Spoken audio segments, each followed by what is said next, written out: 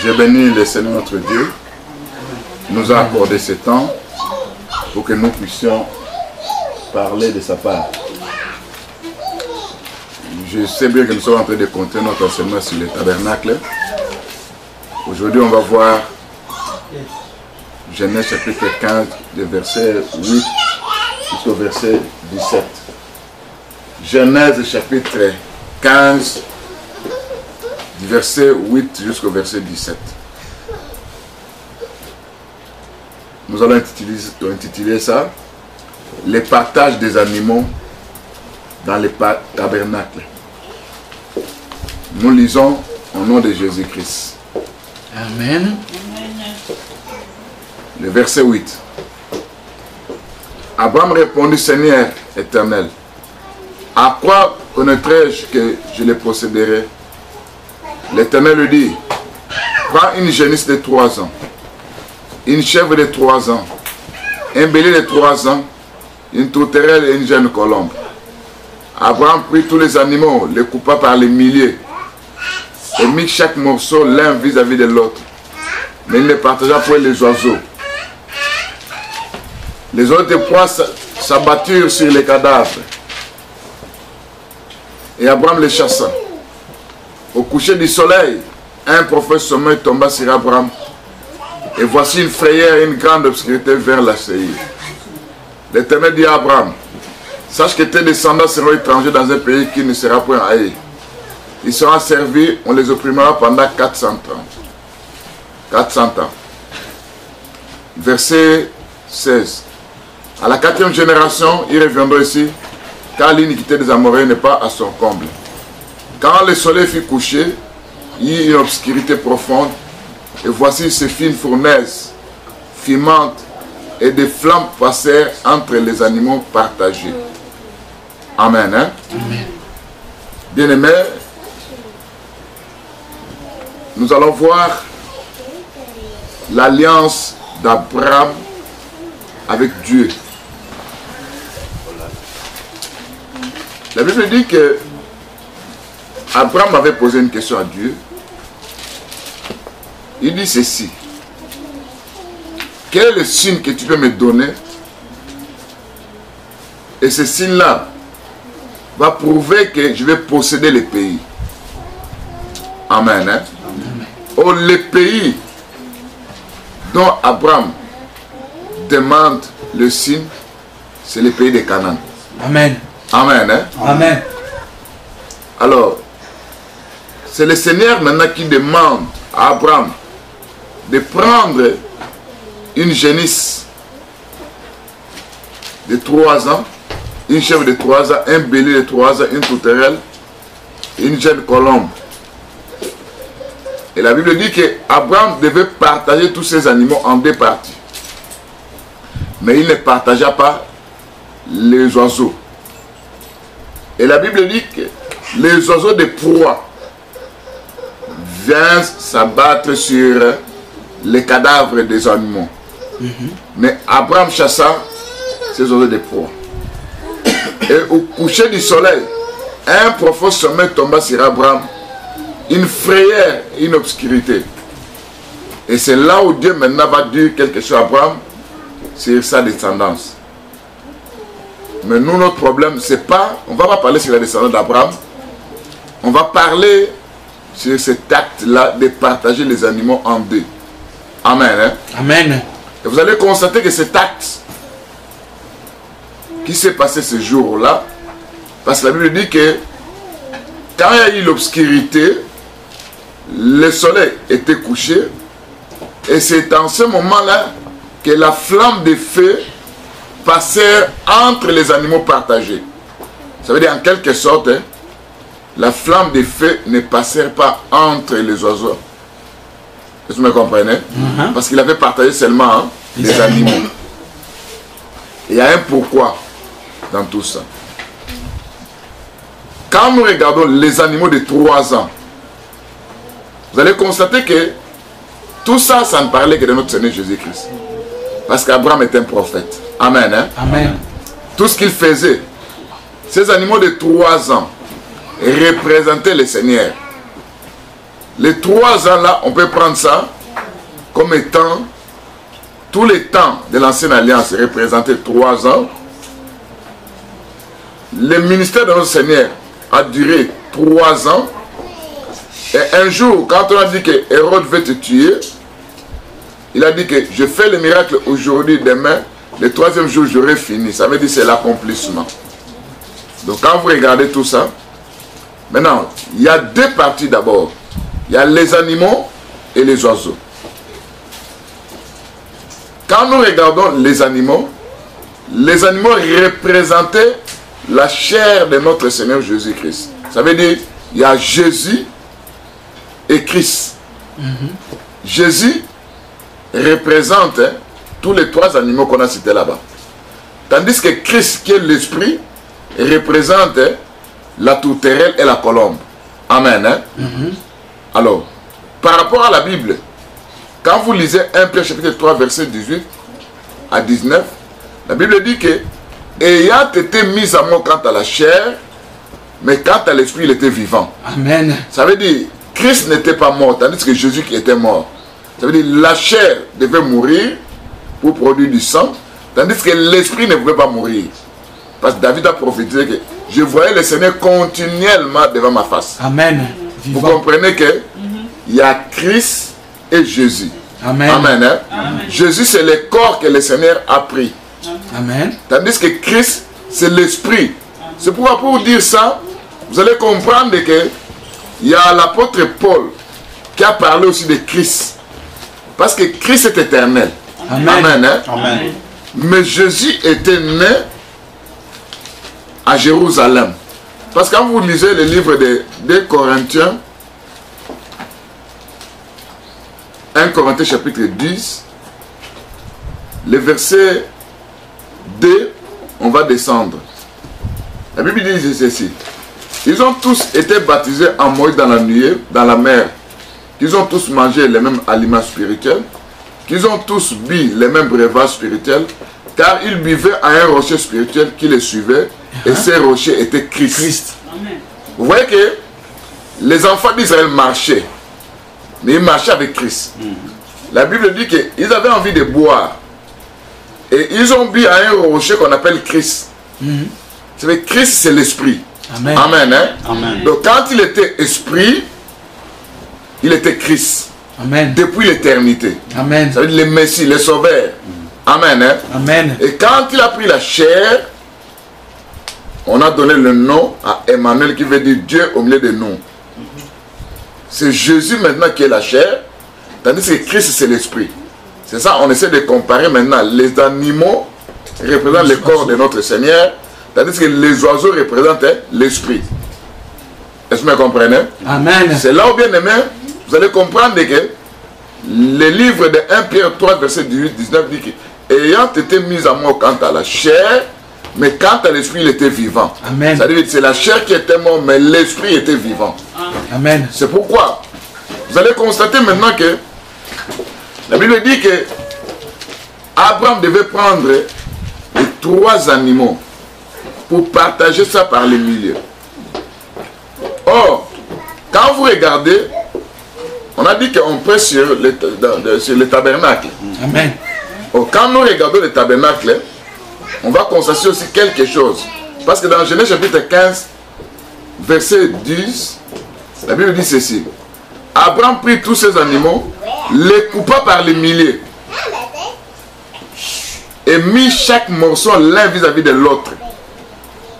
Or, vous allez constater que dans le tabernacle ou dans les temples, selon le livre de Luc 23, verset 45, la Bible nous dit que le jour de la mort de notre Seigneur, le voile du temple se déchira en deux, au milieu. Est-ce que vous me comprenez? Amen. On peut lire ces versets. Parce que dans l'évangile, il y a la précision de beaucoup de choses. Amen. Et vous devez chercher à comprendre. Luc 23, verset 45. La Bible dit ceci.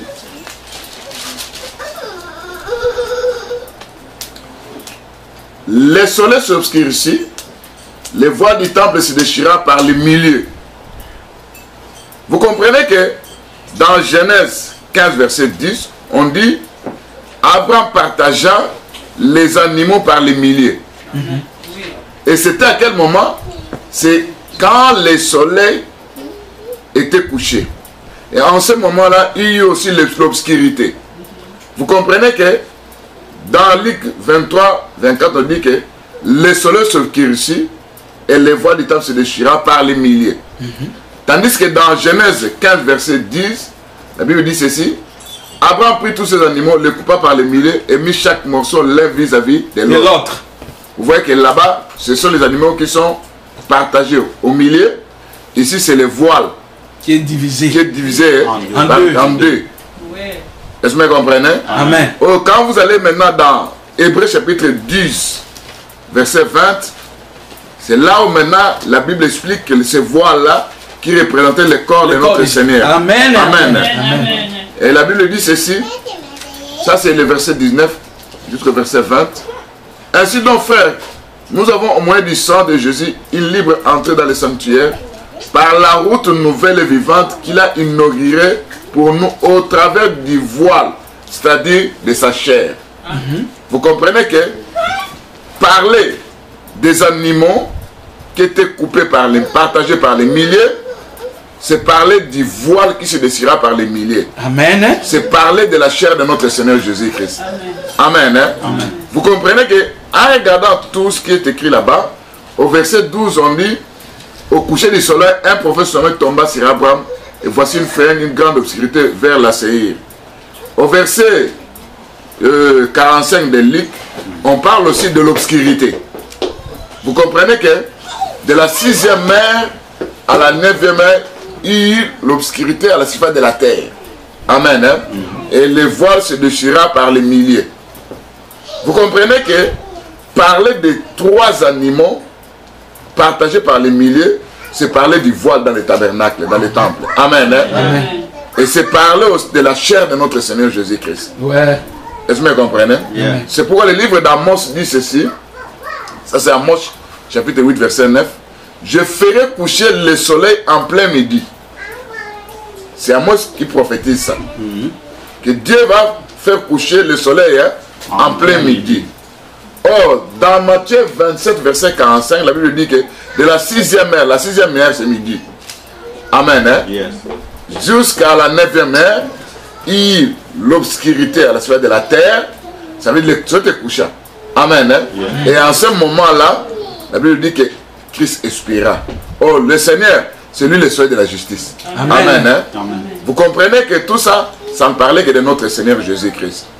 Alors, bien aimé, vous allez voir que l'écriture, dans l'écriture, il y a beaucoup de précisions. Amen. Est-ce que vous me comprenez? Ouais. Ça veut dire, ce qu'a fait Abraham, c'est ce qui s'est passé dans le temple. Amen. Hein? Amen. C'est ça même le corps de Jésus-Christ. Et vous allez constater encore, la Bible dit que quand Abraham avait partagé les animaux, les vautours sont venus pour manger ces repas. Amen. Hein? Amen. Parce que c'est le verset... Genèse 15. Non, le verset 11. Abraham prit tous ces animaux, les poids par les milliers, mit chaque morceau l'un vis-à-vis de l'autre, mais il ne partagea point les oiseaux. Les oiseaux de proie s'abattirent sur les cadavres, et Abraham les chassa. Donc les oiseaux de proie, ce sont les oiseaux qui mangent de la viande et qui boivent du sang. Est-ce que vous comprenez? Yeah. Oh, ces oiseaux-là représentent les vautours, les aigles. Ils sont venus se présenter pour manger, pour prendre leur repas. Mais Abraham les chassa. Tout ça c'est prophétique. Parce que quand le Seigneur est venu sur la terre, il a dit, là où sera les cadavres, les aigles s'assembleront. Vous comprenez que Abraham, en parlant de ça, il voyait déjà que ce temps-là n'était pas le temps des oiseaux, des vautours. Est-ce que vous comprenez? Amen. Ça veut dire quoi? Tous ces animaux, avant que la flamme puisse passer, c'était l'ancienne alliance, où on utilisait les animaux pour la purification, pour les rachats, pour toutes choses. Est-ce que vous comprenez? Oh, tous ces temps-là, les vautours, c'était les animaux impurs. Oh, les animaux impurs, quand vous regardez dans la prophétie, dans la vision que Pierre avait eue, où il devait manger, et il y a une nappe qui descendait, et les reptiles étaient là, les animaux, les oiseaux impurs, tout ça.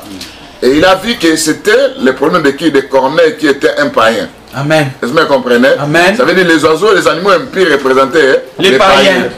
Ça veut dire Abraham en chassa. Ça veut dire Abraham prophétisait que ce n'était pas l'état des nations à pouvoir manger ces repas-là. Est-ce que vous comprenez? Amen. C'est là, bien aimé, vous devez comprendre toutes ces choses-là.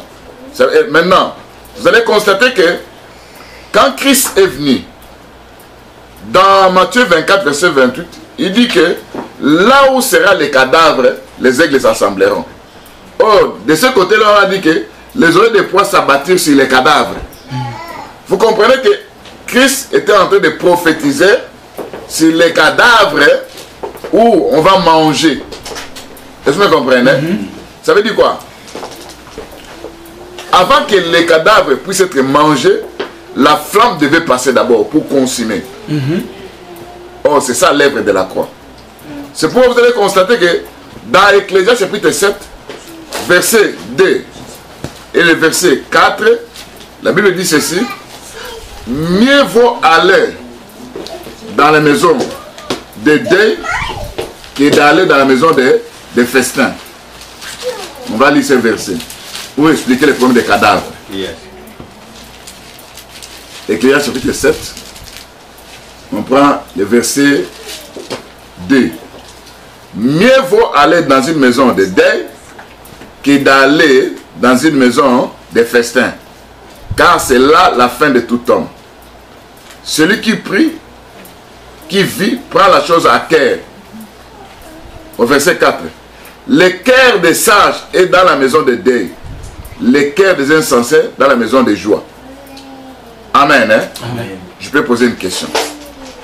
On a perdu dans nos vies tantôt des parents, des frères, des sœurs.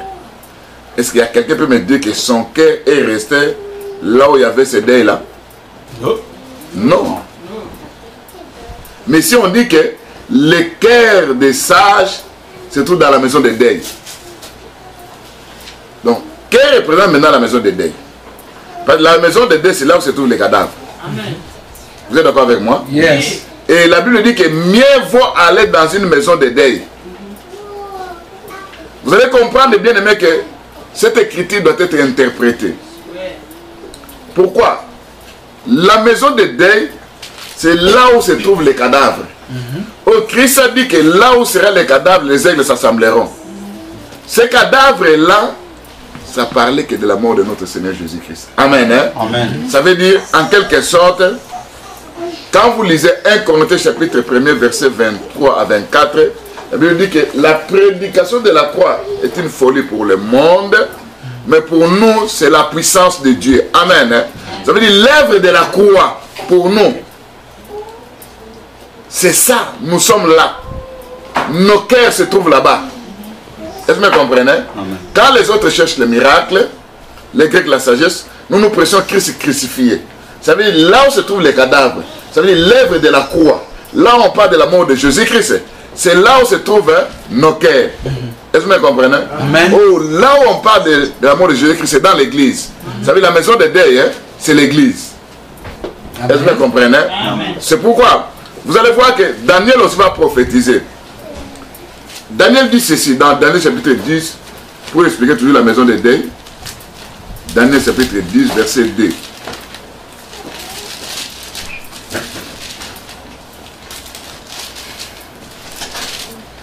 Il dit, en ce temps-là, moi Daniel, je fis 3 semaines dans le deuil. Vous voyez que Daniel parle de 3 semaines, ça veut dire 21 jours dans le deuil. Or, en bas il dit, il n'entra en moi ni mets délicate, ni viande, ni vin dans ma bouche. Ça veut dire que Daniel était dans le jeûne de 21 jours. Est-ce que vous me comprenez? Ça veut dire le deuil, la maison de deuil, c'est là où les gens ont l'habitude de jeûner. Est-ce que vous me comprenez? Amen. Oh, ceux qui gênent se trouvent où ça? Dans l'église. Vous comprenez, la maison de deuil, c'est ça, l'église. Et le Seigneur lui-même aussi, un jour, il va dire dans Matthieu chapitre 11, à qui je vais comparer cette génération, à des enfants assis sur des places publiques, disant d'autres enfants, nous avons joué de la flûte. Vous n'avez pas dansé. Vous n'avez pas dansé. Nous avons chanté des complètes. Vous n'êtes pas lamenté. Bien-aimés, ça c'est Matthieu chapitre 11 verset 16.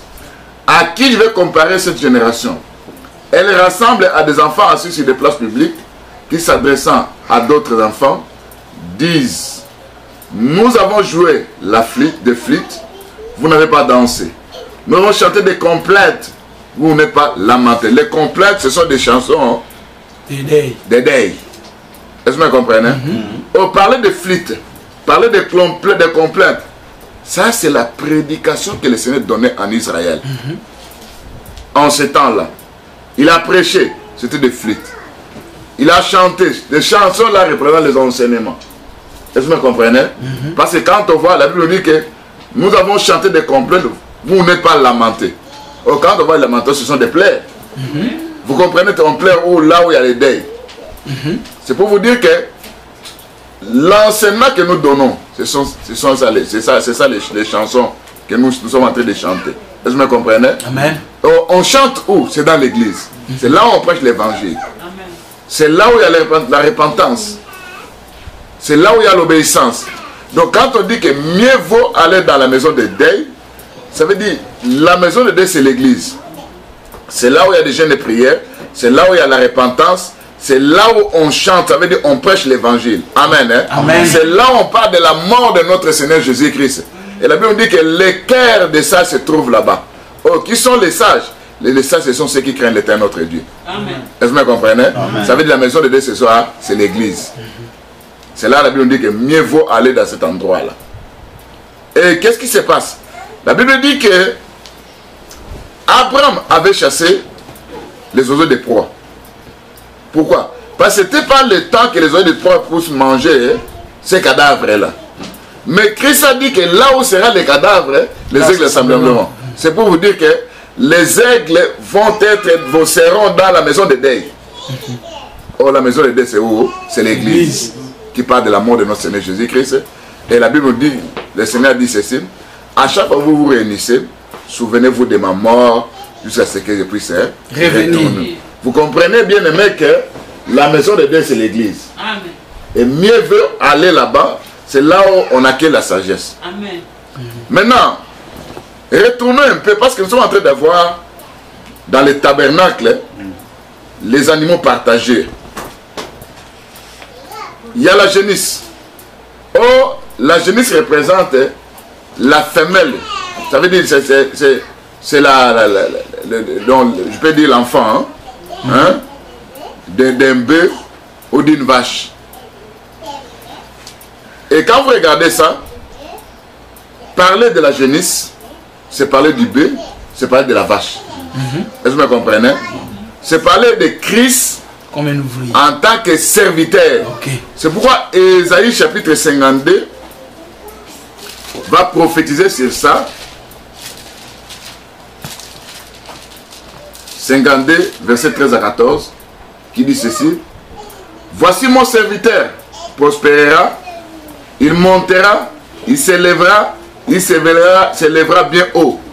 Quand le Seigneur est venu sur la terre, il a dit que lorsque vous aurez élevé le Fils de l'homme, j'attirerai tout le monde vers moi.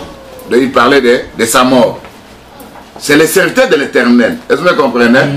Au verset 14, on dit: de même qu'il a été pour plusieurs ainsi de fois, tant son visage était défiguré, tant son aspect différait de celui du Fils de l'homme. Donc ça parlait maintenant de tout ce qu'on a fait sur le Seigneur Jésus-Christ. Vous comprenez que le bœuf, c'est notre serviteur, non, notre Seigneur. Amen. Hein? Amen. En tant que bœuf, ça veut dire qu'il avait la capacité de supporter. Et même Hébreux 12, verset 2 à 3 dit ceci que regardez notre Seigneur Jésus-Christ, lui qui a supporté une telle opposition de la part des méchants. Hébreux chapitre 12, verset 2 à 3. Et il était obéissant. Donc c'était le bœuf qui était obéissant, le bœuf qui savait supporter. Vous comprenez que cette génisse représentait notre Seigneur en tant que serviteur. Est-ce que vous comprenez? Amen. Les 3 ans, c'est la durée de son ministère sur la terre. C'est le temps de l'accomplissement. Est-ce que vous comprenez? C'est ce qu'il a dit après Hérode. Je fais le miracle aujourd'hui, demain, et le 3e jour est fini. Parler du bélier, vous allez comprendre avec moi que quand Dieu devait tuer, a demandé à Abraham de sacrifier son fils. La Bible nous dit que quand il voulait tuer son fils, c'est là où Dieu a dit, ne tue pas ton fils. Regarde, il y a un bélier là-bas. Substitué. Donc ça part de la substitution. Ça veut dire quoi? Amen. On remplace quelque chose à la place d'une autre. Amen. Est-ce que vous comprenez? Amen. Ça veut dire, en principe, c'était toi et moi. On devait mourir. Mais Christ a pris notre place. Donc il était un bélier. Parce que quand je vais parler sur la consécration d'un serviteur, c'est là que je vais parler sur les béliers. Est-ce que vous comprenez? Alors c'est là, bien vous devez comprendre maintenant que les 3 animaux, on a parlé de la chèvre, parce qu'Abraham devait prendre aussi une chèvre de 3 ans. Or, parler de la chèvre, ça c'est parler des pécheurs. Est-ce que vous comprenez? Et c'est Ésaïe 53, verset 12 qui dit, on l'a placé parmi les malfaiteurs, malgré qu'il n'avait pas commis les péchés. 53. Donc c'est la 53, verset 12. Donc il était là comme un malfaiteur. Est-ce que vous comprenez? C'est là où, dès Corinthiens chapitre 5, verset 21, dit que celui qui n'a pas commis les péchés, il est devenu péché à cause de nous. Ça veut dire que ce sacrifice-là, de la chèvre, représentait notre Seigneur. Est-ce que vous comprenez? Ça veut dire la génisse, les béliers, la chèvre, représentait les rideaux, les voiles du temple. Ça veut dire les corps de notre Seigneur Jésus, que Abraham devait partager par les milliers. Est-ce que vous comprenez? C'est là, bien aimé, vous devez comprendre tout ça, que les tabernacles, il y a beaucoup de choses que Dieu a prophétisées, mais le tout devait s'accomplir en Jésus-Christ. Maintenant, je vais parler sur les critères exigés, les critères qu'on demandait, que devaient remplir les animaux. Et nous allons voir maintenant ces critères aussi dans la vie des enfants de Dieu.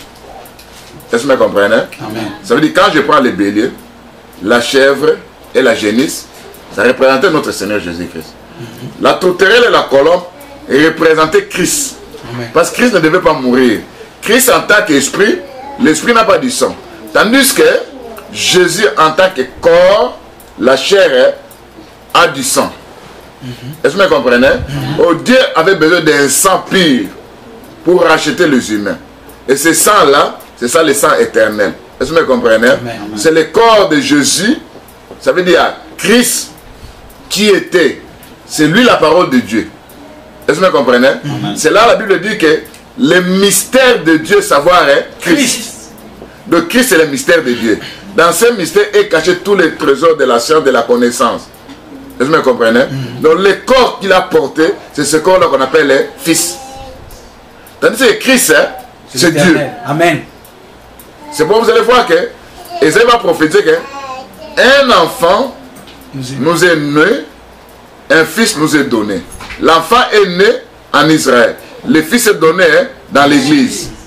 On l'appellera Père éternel. Je peux lire ce verset-là pour expliquer tout ça. C'est pour que les gens puissent comprendre exactement qu'est-ce que le Seigneur est en train de faire.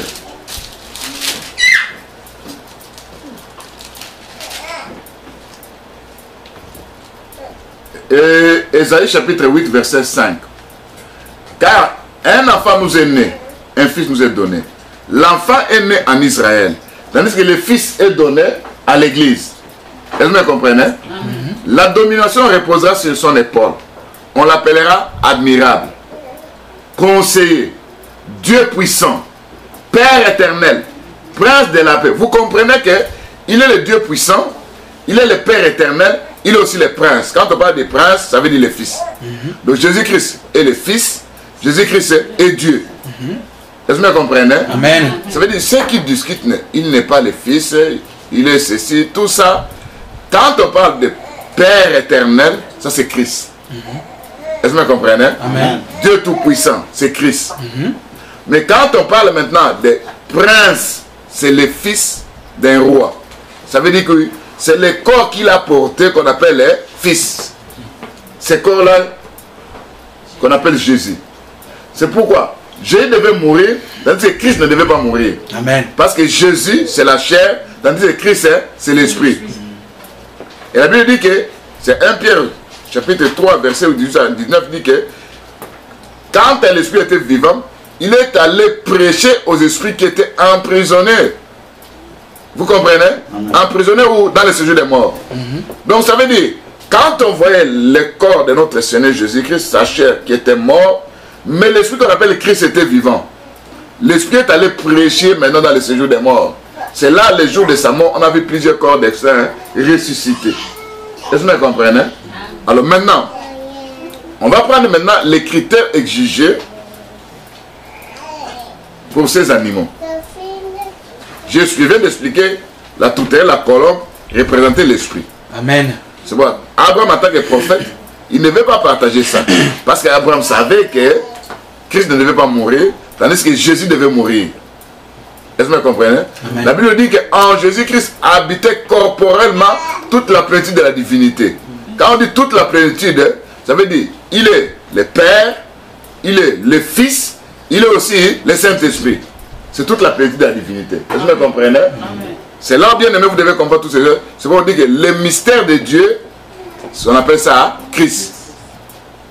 Dans ce mystère est caché tout les trésors de la connaissance et de la science. Maintenant, on va parler maintenant sur les critères exigés en ce qui concerne ces animaux. On va prendre le livre de Lévitique, chapitre 11, verset 3.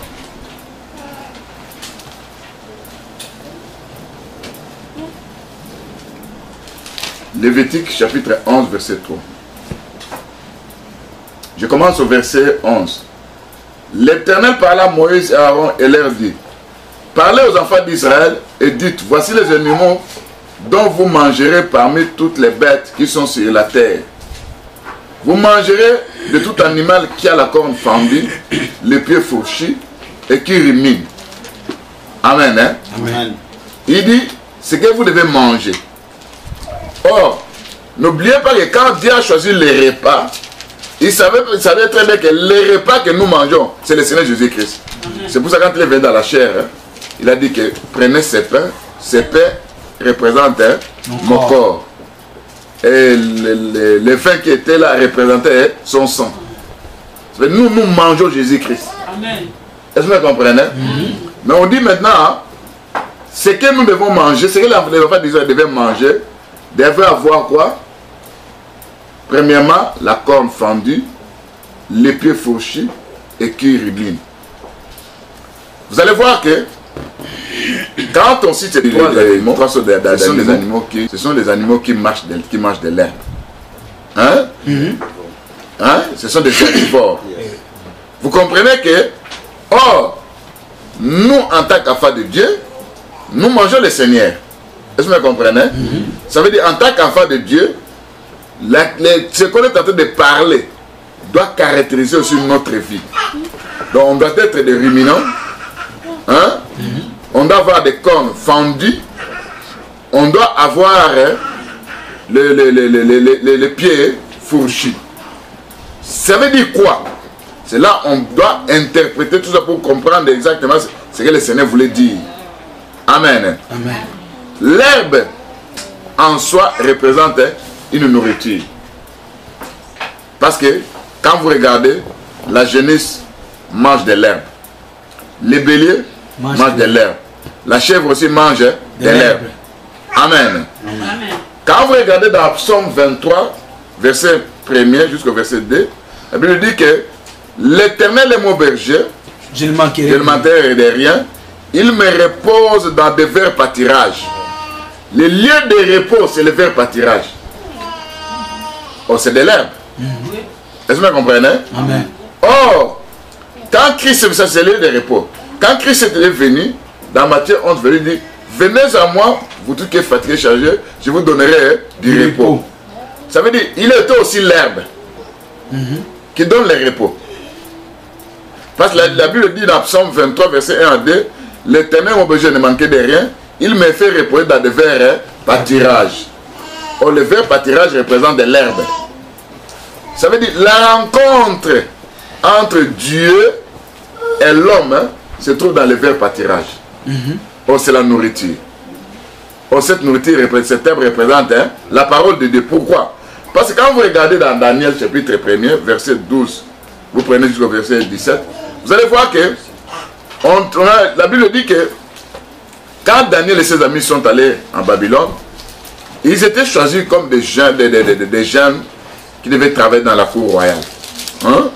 Maintenant, la Bible dit que le roi a préparé des repas que ces jeunes devaient manger et puis se présenter devant la cour, devant les rois. Mais il y a quelque chose qui se passe.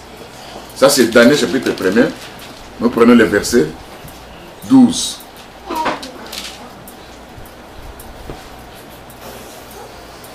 Alors Daniel dit à l'intendant, à qui le chef des eunuques avait remis la sirène de Daniel, d'Anania, de Michal et d'Azaria.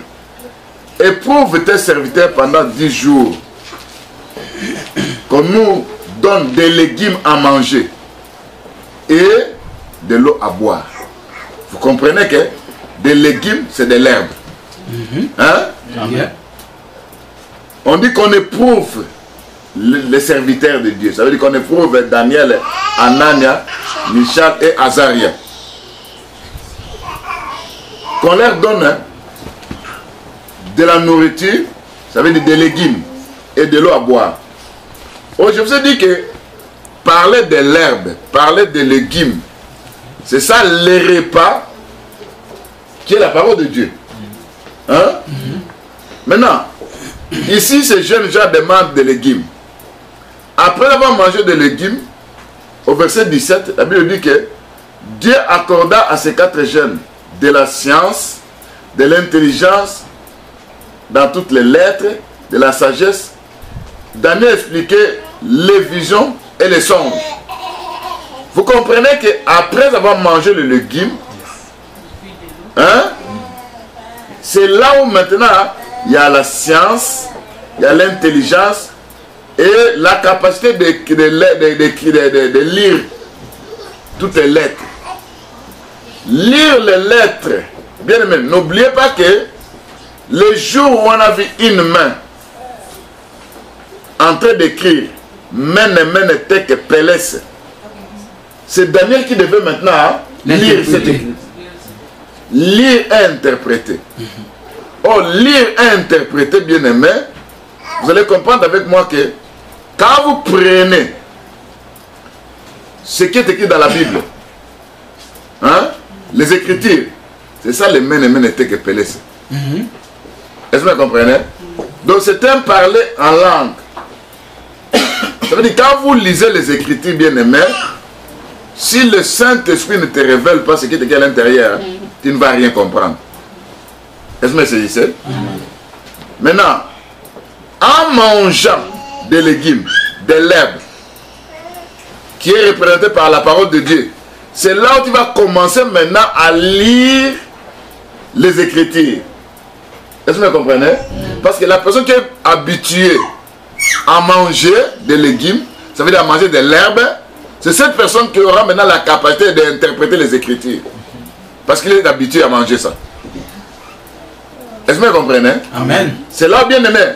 Vous allez comprendre maintenant que parler, d'interpréter les songes et les visions, vous allez voir que le jour de la Pentecôte, quand Pierre s'est élevé, il a dit ceci: c'est ce que Dieu avait promis, que dans les derniers jours, vos jeunes gens auront des visions et vos veillards auront des songes. Vous parlez un peu des songes. Parce que la vision, je peux dire, dans l'ensemble, ça représente beaucoup de choses. Mais parler des songes. Quand on voit vos veillards, est-ce que ce ne sont que des veillards, ça c'est dans la chair, je dis, qui ont des songes? Non. Il y a des petits enfants qui ont des petits enfants qui ont des songes. Non, la Bible a bien précisé que ce sont des vieillards qui auront des songes. Or, quand tu as un songe, tu dois interpréter ces songes. Oh, cette capacité, ce sont des vieillards. Oh, le vieillard se trouve où ça? Le vieillard se trouve sur le trône de Dieu. Est-ce que vous comprenez? C'est là où on a vu 24 vieillards. Oh, les veillards, ce sont les ministres de Dieu qui sont des veillards. Ce sont eux qui interprètent les songes. Donc les Écritures, c'est ça les songes. Amen. Est-ce que vous comprenez? Amen. Maintenant, interpréter, c'est ça, la lire. Ça veut dire donner la pensée de Dieu. Oh, pour interpréter les songes, tu dois se trouver sur le trône de Dieu, écouter ce que le Seigneur a dit. C'est ce que le Seigneur a dit, que désormais vous allez voir les anges de Dieu monter, descendre sur les fils de l'homme. Les anges de Dieu qui montent et descendent, ça veut dire que ces anges-là viennent de la terre, ils montent et puis ils descendent. Quand ils montent, ils vont assister au conseil de Dieu. Amen. Ces anges-là représentent les ministres de Dieu. Amen, hein? Amen. Qui assistent au conseil de Dieu. Et Dieu leur parle de sa parole pour venir interpréter. Et quand ils lisent les songes, ils comprennent facilement ce que le Seigneur a dit parce qu'ils ont assisté au conseil de Dieu. Amen. Est-ce que vous comprenez? Amen. C'est là où, bien aimé, vous allez comprendre, bien aimé, que parler de l'herbe, c'est parler de la parole de Dieu. Amen. Oh, la parole de Dieu, tout ce que nous voyons, il y a les Écritures. À l'intérieur de ces Écritures, c'est là où se trouve la parole de Dieu. Oh, pour connaître ces Écritures, tu dois partager les animaux au milieu. Partager les animaux au milieu, ça veut dire que tu dois faire sortir du sang à l'intérieur. Amen, hein? Amen. Donc quand tu lis l'Écriture, cherche à connaître quelle est la pensée de Dieu qui se trouve dans cette Écriture. C'est là où beaucoup de gens sont morts. Ça veut dire, ils sont en train de prendre la lettre et la lettre tue. Est-ce que vous me comprenez? Amen. Parce que Dieu a parlé en parabole. Bien aimé, c'est là où je dis que quand vous lisez dans la Bible parle de l'herbe. Oh, quand nous regardons l'herbe, ça représente beaucoup de choses à la fois. Pourquoi? Parce qu'en tant qu'enfant de Dieu, l'herbe qui est la parole de Dieu, Jésus-Christ, parce que la Bible dit qu'au commencement était la parole était avec Dieu, la parole était Dieu. Hein? Ça veut dire, manger de l'herbe, c'est manger la parole de Dieu. Se nourrir de la parole de Dieu. Mais comment être nourri de la parole de Dieu? Est-ce que vous comprenez? C'est l'arbre maintenant devenu un ruminant. Parce que je vous ai dit que ces animaux se nourrissaient de l'herbe. Oh, tout enfant de Dieu doit se nourrir de la parole de Dieu. Vous devez aimer la parole de Dieu. Vous devez manger la parole de Dieu. Vous devez boire la parole de Dieu. Mais ne restez pas seulement à manger, boire. Vous devez être aussi des ruminants. Est-ce que vous comprenez? Or, être un ruminant, bien aimé, c'est parler de beaucoup de choses. Avant qu'on puisse continuer sur les ruminants, je continue sur les ruminants. Un ruminant, c'est un animal, hein, qui mange de l'herbe et garde ça. Souvent, les ruminants ont plusieurs poches dans leur estomac. Ouais. Hein? Yes. Ils peuvent avoir 3 poches dans leur estomac. Ça veut dire quand ils broutent de l'herbe, ils mangent ça, ils gardent une partie dans leur poche.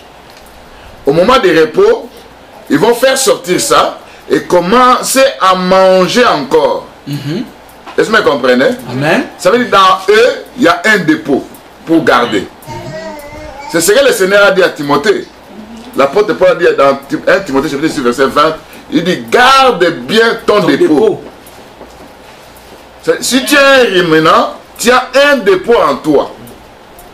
Est-ce que vous comprenez? Or, le dépôt qu'un enfant doit garder, ça veut dire tout ce que le Seigneur nous donne, nous enseigne, ça doit rester permanent dans ta vie. Amen. Amen, hein? Maintenant, comme un ruminant, tu dois commencer maintenant à faire quoi? À méditer la parole que tu es en train d'écouter de temps en temps. Ça veut dire, nous prêchons ici. Ça, on vient de manger de l'herbe. Vous êtes d'accord avec moi? Mais quand tu pars à la maison, tu ne vas plus manger. Maintenant, tu vas ruminer. Hein? Oh, ruminer, c'est ça, hein? Méditer. Josué chapitre 1, verset 7 à 8 dit que la parole de Dieu, je peux lire ça.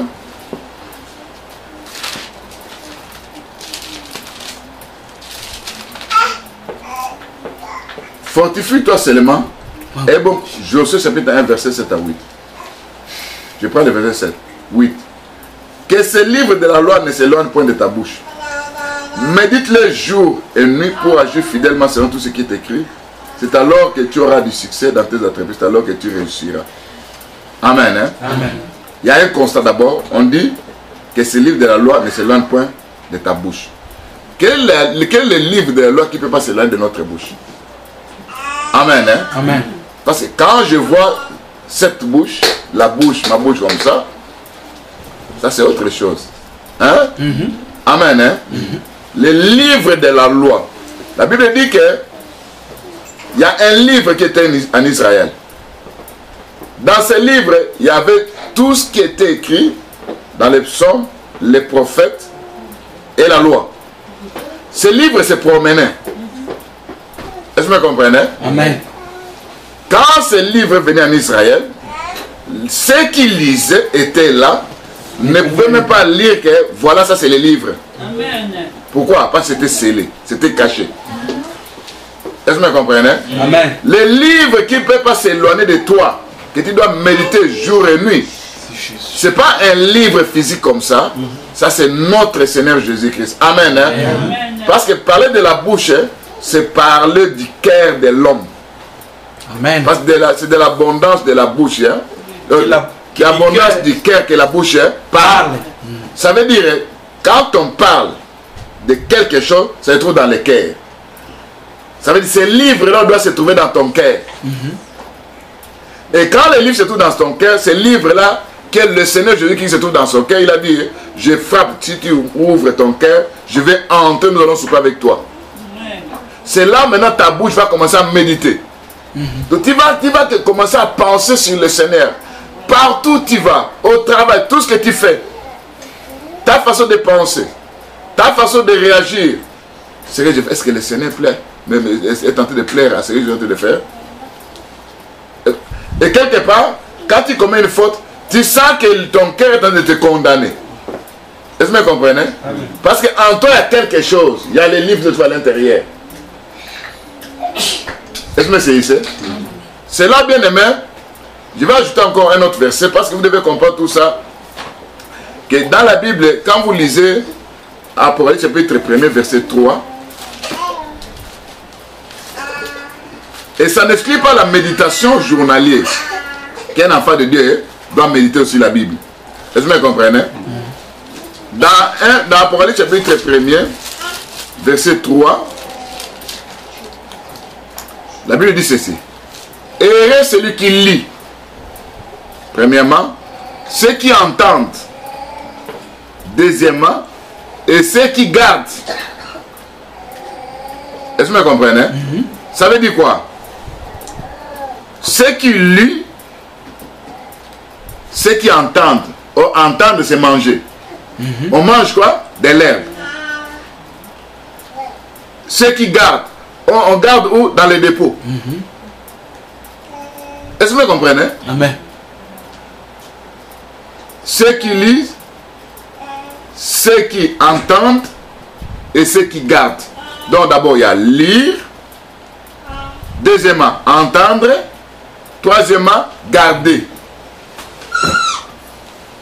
Or, bien pour lire les Écritures, je te dis que toi tu ne peux pas lire les Écritures. Celui qui lit les Écritures, c'est le Saint-Esprit. Amen. Est-ce que vous comprenez? Amen. C'est le Saint-Esprit qui lit les Écritures. C'est le Saint-Esprit qui va te dire que, en lisant cette Écriture, hein, ça ne parle pas de n'importe quoi.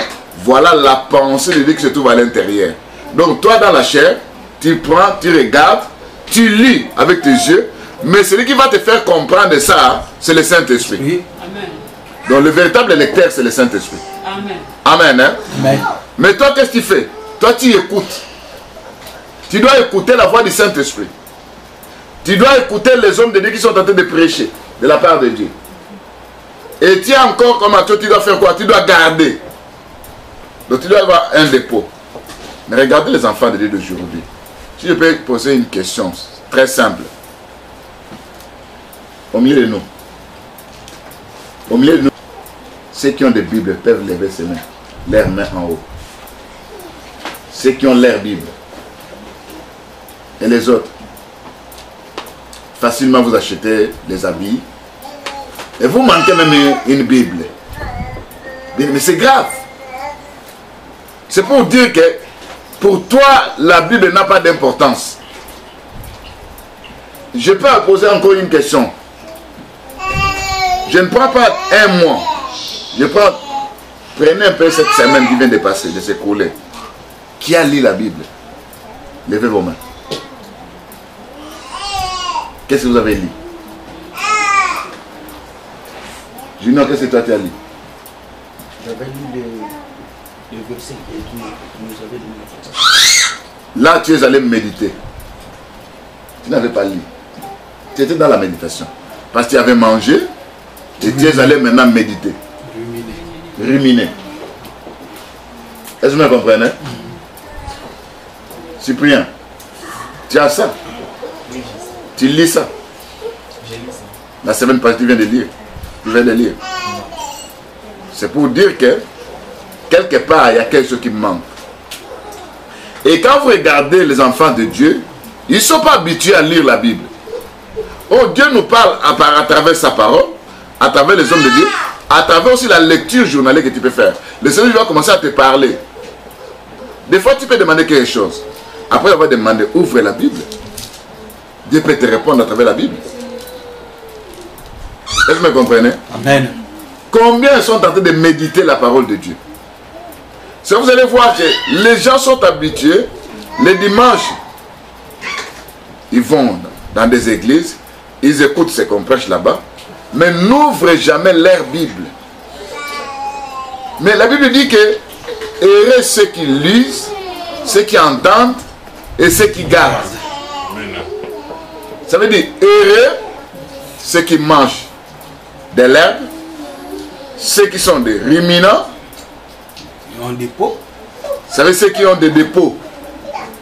Si vous allez voir que facilement, devant une situation, celui qui a un dépôt, une situation se présente, il regarde les problèmes, il voit aussi ce qui est écrit dans la Bible. C'est vrai, il y a des enfants de Dieu facilement, il peut se retrouver dans un endroit, quelqu'un l'insulte, lui aussi va insulter. On te donne un coup, toi aussi tu donnes un coup. Facilement, tu regardes une femme, tu commences à la convoiter. Tout ça parce que en toi, il n'y a pas ce livre-là, ce qu'on appelle le Seigneur Jésus-Christ. Amen, hein? Amen. Oh, pour comprendre ce livre, il faut avoir le Saint-Esprit. Ça veut dire, dans ta vie, il y a quelque chose qui manque. Tu n'es pas un ruminant, tu ne manges pas de l'herbe. On ajoute, tu dois avoir le pied Fouchi. les pieds fourchus. Oh, quand on parle des pieds fourchus, ça veut dire que ce sont des animaux qui ont des sabots. Hein? Quand ils marchent, ils laissent des traces. Oh, parler de traces, bien-aimés, vous devez comprendre avec moi, bien-aimés, que nous sommes fondés sur l'enseignement des apôtres et des prophètes, Jésus-Christ étant la pierre angulaire. Tout ce que nous faisons dans l'église, on doit voir ça chez les apôtres. Si nous ne voyons pas chez les apôtres, bien aimé, sache que le culte que nous sommes en train de rendre, c'est un culte qui est purement charnel. Amen. Aujourd'hui, les gens ont tout changé. Ils ont essayé de moderniser la parole. Bien aimé, moderniser la parole. La parole reste toujours infaillible. La parole ne change pas. Est-ce que vous me comprenez? Amen. Vous allez voir, il y a des cultes où les autres vont commencer à danser, chanter. Ils ont fait des choses à l'image d'eux. Ils ont essayé de copier même le monde et disant qu'ils sont en train de rendre un culte à Dieu. Bien aimé, ça n'a pas de sens. Les modèles que vous êtes en train de faire. La Bible dit qu'ils persévéraient dans l'enseignement des apôtres, dans la vie de prière et dans la communion fraternelle. Aujourd'hui, la communion fraternelle n'est plus là. Amen. Hein? La vie de prière, n'en parlons même pas. Et l'enseignement. Les gens se réunissent surtout aux États-Unis. Vous allez voir, pendant 15-20 minutes, on lit un verset, on commence à dire n'importe quoi. Mais l'enseignement proprement dit, bien aimé, il y a d'autres églises, d'autres assemblées qui parlent de notre Seigneur Jésus-Christ, qui parlent à la loi et au témoignage. Mais il y a de ceux-là, bien aimés, il faut que parler des histoires, des paraboles. C'est pour vous dire que quelque part, il y a quelque chose qui ne va pas. Est-ce que vous me comprenez? Amen. Marcher sur les tas des apôtres. D'abord, ils persévéraient dans la vie de prière, dans l'enseignement. Deuxièmement, ils évangélisaient. La parole, c'est pour partout où ils allaient. Ils ne parlaient que de notre esprit. Parce que la Bible dit que c'est de l'abondance du cœur que la bouche parle. Comment tu peux être avec un ami, vous partagez ensemble, vous allez ensemble, tu ne lui as jamais parlé de Christ. Et tu n'as jamais invité, viens dans notre église. Et tu te dis, chrétiens, quels sont des chrétiens? Et l'amitié là, vous croyez quand Dieu vous a donné des amis, des camarades, donc ça c'est un jeu d'hasard, c'est un ami que je vais construire. Mais si Dieu a mis tous ces gens sur ton chemin, il va te demander le sang de ces gens-là. Est-ce que vous me comprenez? Amen. Parce que tu n'as jamais dit, viens. Tu n'as jamais parlé du Seigneur. Tu ne partages même pas la parole de Dieu. Mais si les traces de qui était tenté, c'est parce que les ailes que toi tu as, ce n'est pas les ailes de Dieu.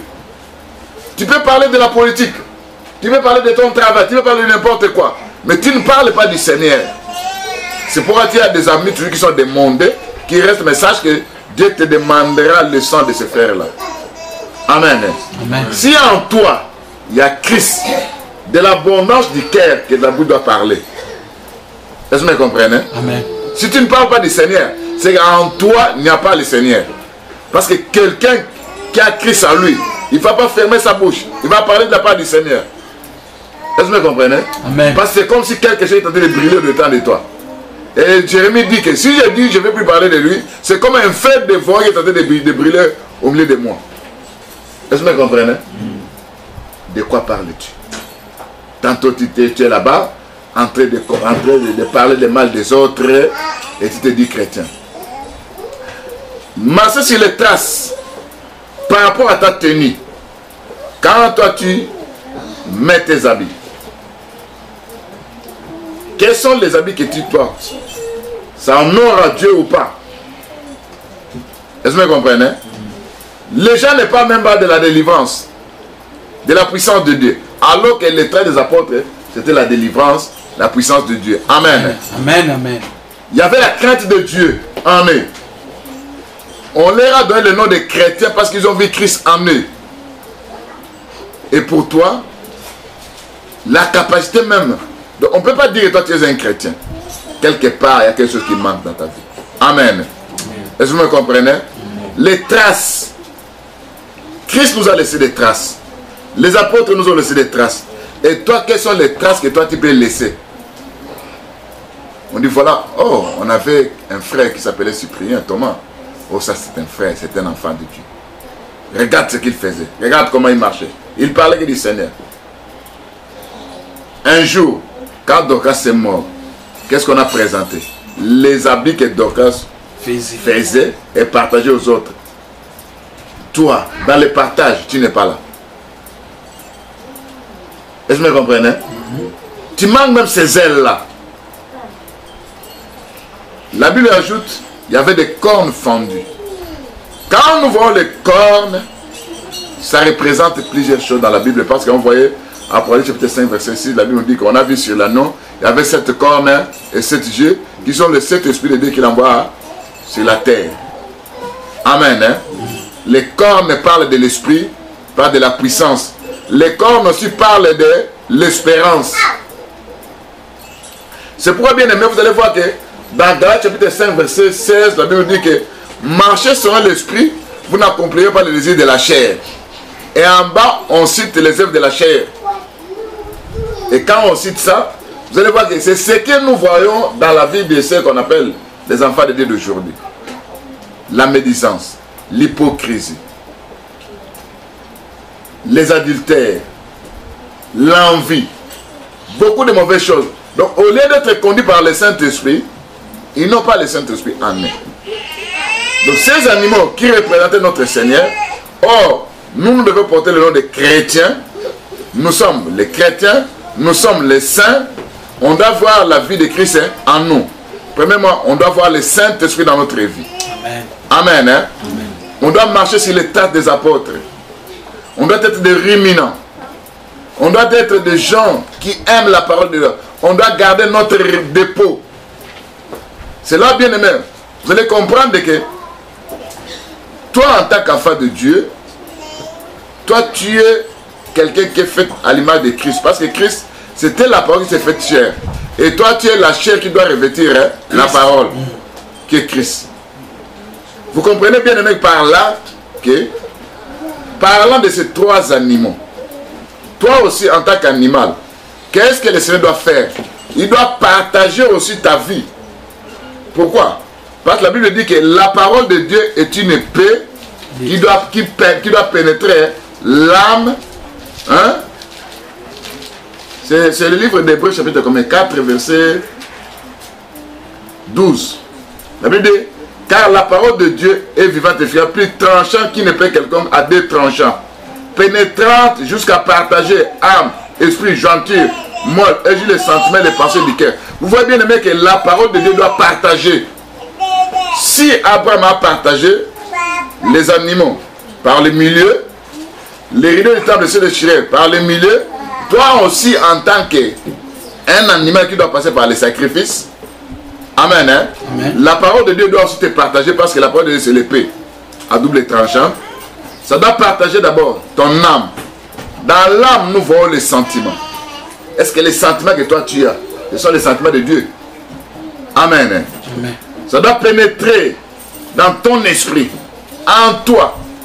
Tu es animé de quel esprit? Jointure et moelle. Parler de jointure et moelle, ce sont des choses qui relient.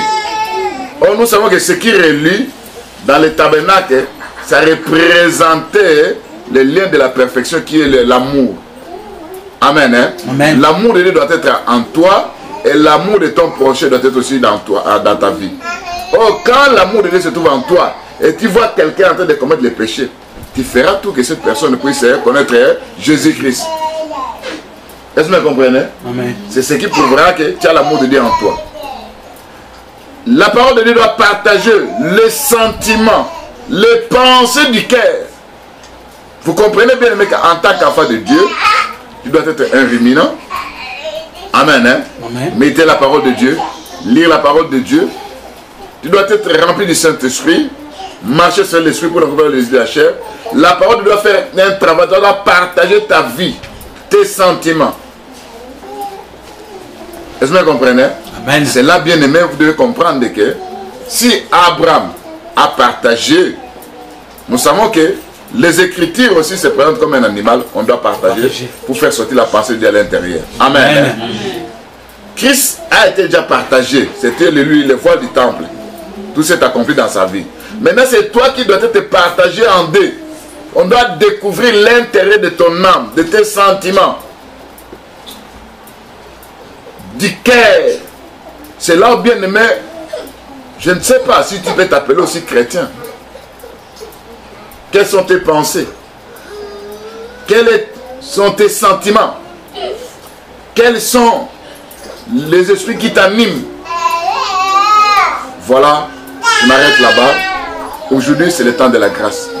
Si le Seigneur t'a parlé, ce n'est pas pour te condamner, c'est pour t'amener à se repentir. Amen. Hein? Amen. La Bible dit, mieux vaut aller dans la maison de deuil qu'aller dans la maison de festin. Pourquoi? C'est là où se trouvent les cœurs des sages. C'est là où nous apprenons beaucoup de choses. C'est là où on a de l'intelligence. Amen. Hein? Amen. Bien aimé, la maison de deuil, c'est l'église.